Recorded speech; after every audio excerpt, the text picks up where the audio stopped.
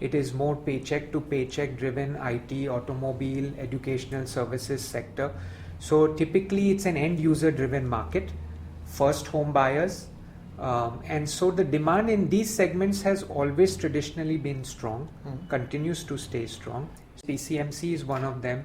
Typically along the industrial corridor is where the growth nodes are coming. You can look at Ranjangaon MIDC, you can look at Chakan MIDC with so much industrial activity blossoming, where I would say all the growth is pretty much happening today. And it is primarily in the mid and affordable segment. It's not just Hinjewadi, the entire belt is growing from Wakad to Rawit, you name it.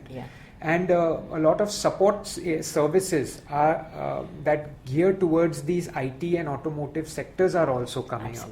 They are mushrooming up along the outskirts of the city, which is again fueling further growth. Next couple of quarters are going to be quite difficult only because of its sudden implementation. Our Honorable PM and the government is trying to align the real estate industry in India with international norms. Professionalize it in a manner that would encourage foreign institutional investors, make it more transparent, and in the long run, obviously it should help real estate growth in our country. It finally defines the roles of all stakeholders involved, ensure transparency in the system. It is trying to ensure accountability as far as timely delivery of projects is concerned. If all the regulations as prescribed in the RERA are met, they only serve to benefit all the stakeholders involved.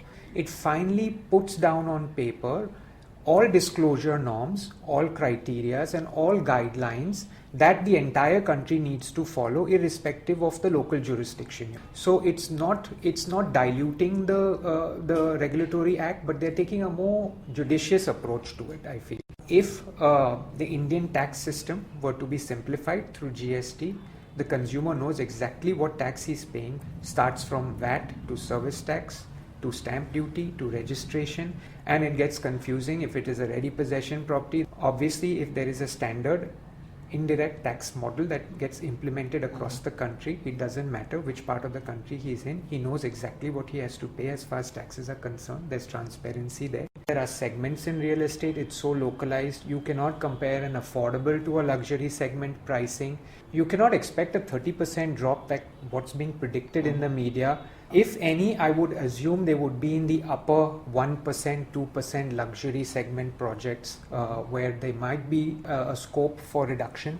But across the mid-tier and affordable segments, we do not anticipate any correction in pricing because as of today, developers are already operating at wafer-thin margin. If we're talking about accountability, I feel all stakeholders need to be held accountable. So if a developer is going to be held accountable for timely delivery of a product, it is the responsibility of the government and the regulatory authorities to ensure that the permissions, the sanctions, the clearances are all accorded to the developer in a timely manner so that his project doesn't get delayed. That consequently hurts the end user. So you could penalize a developer, but at the end of the day, if the developer is not able to commence work in a timely manner, it is all but a foregone conclusion that he is going to give a delayed possession of apartments.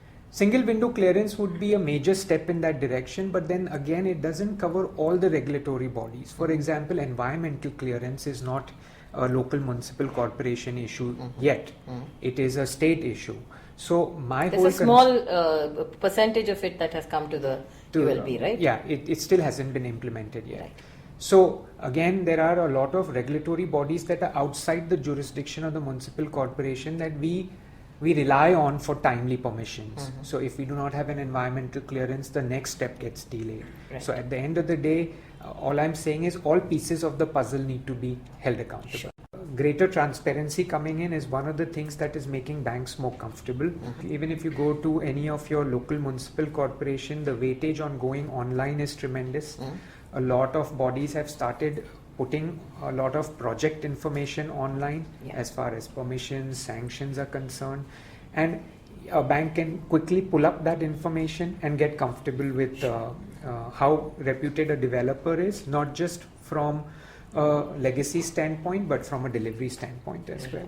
So a lot of developers today are actually working with PMRDA and doing this sort of an arrangement or a partnership with a public-private emphasis. And typically what happens is a body of developers operating in a particular local area come together, sit down with PMRDA and kind of figure out what are the constraints involved for their area that where they can pitch in and help. Pirangut is an area which comes under PMRDA jurisdiction. I do know of quite a few developers that are actually working with the PMRDA commissioner.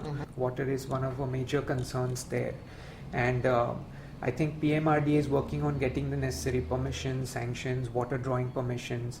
The developers are pitching in as far as finances are concerned to lay down the pipeline to draw that water to Pirangut area. That's a positive for consumers. If your developers and body of developers are actually going out and trying to figure out how you can work with authorities, it's time that consumers also understood that this effort is being done. Maybe work with your developers.